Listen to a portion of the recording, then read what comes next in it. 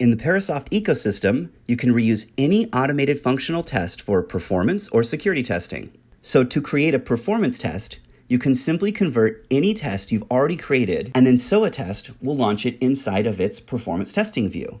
So you can not only define the test and the data source that you want to execute, but also provide broader test scenarios.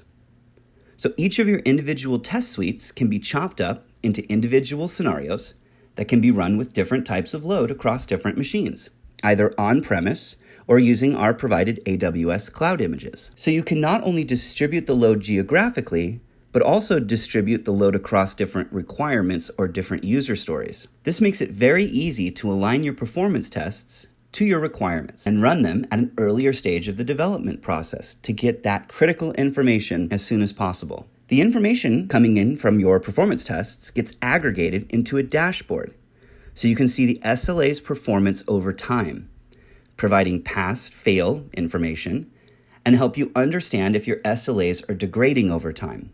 So you can easily identify if new incremental changes to your applications are starting to impact the user's experience.